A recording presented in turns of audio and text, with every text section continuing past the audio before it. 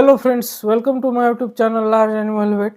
जब suddenly environmental change हो जाता है तो चाहे वो कौन सा भी पशु हो, बड़ा पशु हो या छोटा पशु हो, मतलब गाय भैंस हो या बकरियां हो, तो उनमें उस इन्वायरमेंट को एडजस्टमेंट करने के लिए कुछ दिन टाइम लगता है। तो ऐसी स्थिति में जिन पशुओं का इम्यूनिटी जो कॉम्प्रोमाइज़ नहीं होती है, जिन पशुओं की इम्यूनिटी अच्छी होती है, तो वो पशु ऐसी स्थिति में बीमार नहीं पड़ते हैं। लेकिन जिन पशुओं की इम्यूनिटी कॉम्प्रोमाइज़ होती है, जिन पशुओं की इम्यूनिटी कम होती है, तो वो ऐसी सिचुएशन में बीमार पड़ जाते हैं। ख़ास करके आज हम बात करेंगे बकरियों के बारे में। जब अचानक से ठंडी पड़ने लग जाती है, तो बकरियों में नाक से पानी बहने का, खाँसने का ये जो प्रॉब्लम है, ये बढ़ जाता है।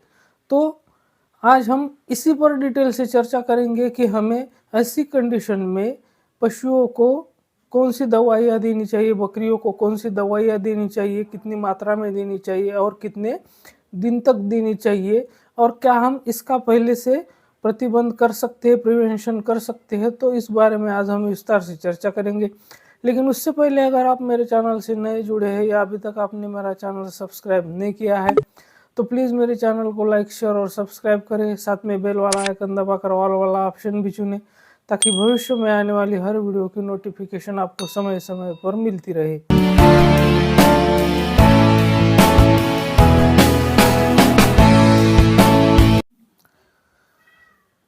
चाहे कोई भी पशु हो, उसको सडन इन्वायरमेंटल चेंज होने के बाद खुद को उस वातावरण के अनुसार ढालने के लिए थोड़ा टाइम लगता है। और इसी टाइम में जो पशु इम्यूनिटी से अच्छे होते हैं, जिनकी इम्यूनिटी स्ट्रांग होती है, तो उन पशुओं को कुछ नहीं होता है, वो हेल्दी ही रहते हैं। लेकिन जो पशु जिनकी इम्यूनिटी कॉम्प्रोमाइज़ है, जिनकी इम्यूनिटी डाउन है, तो उन पशुओं को बीमारी होने का ज़्यादा चांसेस होता है। तो ऐसी सिचुएशन में आज हम बात करेंगे बकरियों के बारे में कि उनमें ख़ास करके अब प्रॉब्लम होता है ऐसी कंडीशन में नाक से पानी बहने का। तो शुरू-शुरू में जो नाक से पानी बहता है, तो वो पतला होता है और ट्रांसपेरेंट होता है, क्लियर होता है। लेकिन अगर हम उस पर ध्यान नहीं देते हैं, तो वो वहाँ पर सेकेंडरी बैक्टीरियल इन्फेक्शन होने का चांसेस रहता है, वायरल इन्फेक्शन होने का चांसेस रहता है और जो रेस्पिरेटरी ट्रैक्ट में इन्फेक्शन बढ़कर वो निमोनिया भी हो सकता है। तो हमें इसके प्रिवेंशन के लिए या इसके ट्रीटमेंट के लिए क्या करना चाहिए? तो सबसे पहले तो हमें, अगर आपकी बकरी के नाक से पानी बह रहा है, वो पानी अगर पतला है और ट्रांसपेरेंट है और अगर बकरी नॉर्मली खाना-पीना कर रही है, मतलब उसको टेम्परेचर नहीं है, ये बात यहीं पर ही क्लियर हो जाती है कि आपकी बकरी अगर जुगाली कर रही है, खाना-पीना बराबर से कर रही है, तो उसका मतलब है कि उसको टेम्परेचर नहीं है। तो हमें ऐसी सिचुएशन में चाहे कोई भी पशु हो, उस पर ज़्यादा दवाइयों का बोझ नहीं डालना है। अगर हम बेमतलब उसको एंटीबायोटिक या अदर मेडिसिन्स देते हैं, तो उसके लीवर पे उसका असर होगा और एंटीबायोटिक से उसकी भूख भी कम होगी। तो ये सारे कॉम्प्लिकेशंस टालने के लिए हमें अनवांटेड मेडिसिन्स है, तो उसको देना नहीं चाहिए। तो सबसे पहले हमें क्या करना चाहिए कि ऐसी सिचुएशन में जहाँ आपकी बकरी की नाक से पानी बह रहा है, बकरी खाँस रही है, छींक रही है, लेकिन उसका खाना-पीना बराबर से है, तो इसका मतलब उसको टेम्परेचर नहीं है, तो वहाँ पर आपको एंटीबायोटिक देने की ज़रूरत नहीं है। तो वहाँ पर आपको, जैसे कि आप स्क्रीन पर देख रहे हैं, ये मेविल नाम से जो बोलस आती है सुषमा फार्मास्यूटिकल की, तो इस बोलस को अगर आपकी बकरी एक एवरेज वेट की है, 25-30 किलो की है, तो आप उसको आधी गोली दे सकते हैं। इसके साथ मेलोनेक्स, और इसके साथ ही हमें उसको मेलोनेक्स बोलस भी देनी है। तो मेलोनेक्स बोलस हमें यहाँ एज ए एंटीपायरेटिक नहीं देनी है, क्योंकि उसको बुखार है ही नहीं। हमें उसको यहाँ पर मेलोनेक्स बोलस देनी है एज एंटी इन्फ्लेमेटरी ड्रग के रूप में। जो इन्फ्लेमेटरी कंडीशन है, उसको कम करने के लिए हमें यहाँ पर मेलोनेक्स बोलस देनी है, वो भी आधी बोलस देनी है। और साथ ही में हमें सिर्फ इतना काम करना है कि उस बकरी को जो यूकैलिप्टस ऑयल मिलता है, जैसा कि आप स्क्रीन पर देख रहे हैं नीलगिरी का तेल मिलता है, तो इस तेल का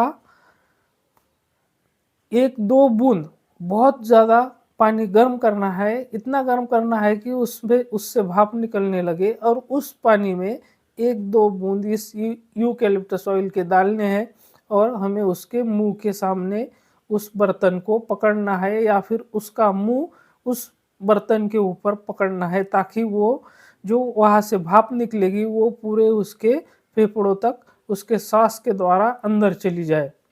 तो दिन में हमें ऐसा 2 बार करना है।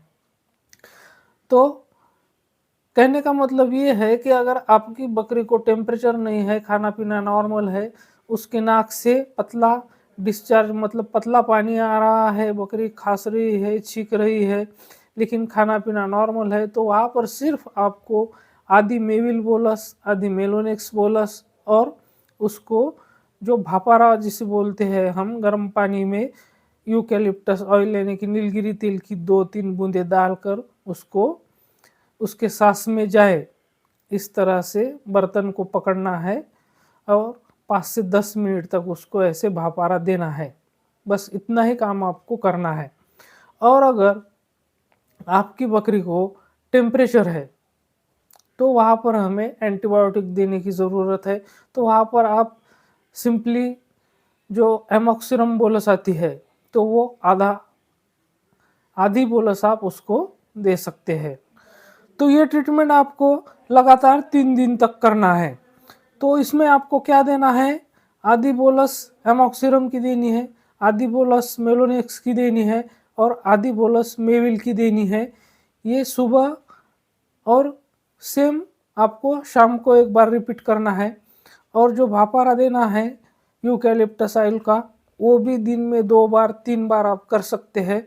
तो ये ट्रीटमेंट आपको कंटिन्यू 3 दिन तक करना है।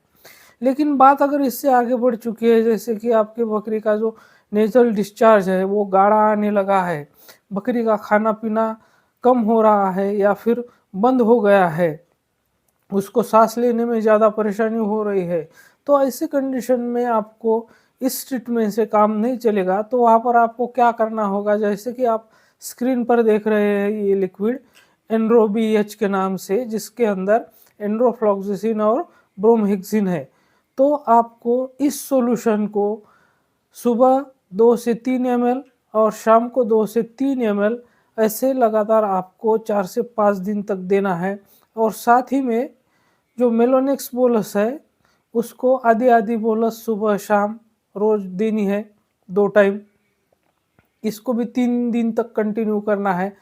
और जो यूकैलिप्टस ऑयल का जो भापारा मैंने बोला है कि गर्म पानी में नीलगिरी का तेल डालकर उसको भापारा उसका देना है, तो ये काम भी आपको 2 से 3 दिन तक लगातार करना है। तो आपकी बकरी का जो रिकवरी है वो बहुत जल्दी हो जाएगी, आपकी बकरी बहुत जल्दी खाने लगेगी, और जो नेज़ल डिस्चार्ज है, गाढ़ा नेज़ल डिस्चार्ज आ रहा था, वो भी बंद हो जाएगा। तो ये सारी दवाई जो मैंने आपको बताई है वो प्रेगनेंसी सेफ है, इसलिए आप प्रेग्नेंट अगर आपकी बकरी है तो उसमें भी बिना दिक्कत के दे सकते हैं, कोई भी प्रॉब्लम नहीं है। और अगर आपको मेरी वीडियो पसंद आई तो इस तरह से आसानी से आप अपनी बकरी का इलाज कर सकते हैं, चाहे वो नेज़ल डिस्चार्ज पतला हो या गाढ़ा हो, सर्दी खांसी बुखार, सभी का इलाज मैंने आपको इस वीडियो में अच्छी तरह से बता दिया है। तो मेरे साथ बने रहने के लिए आपका बहुत बहुत धन्यवाद।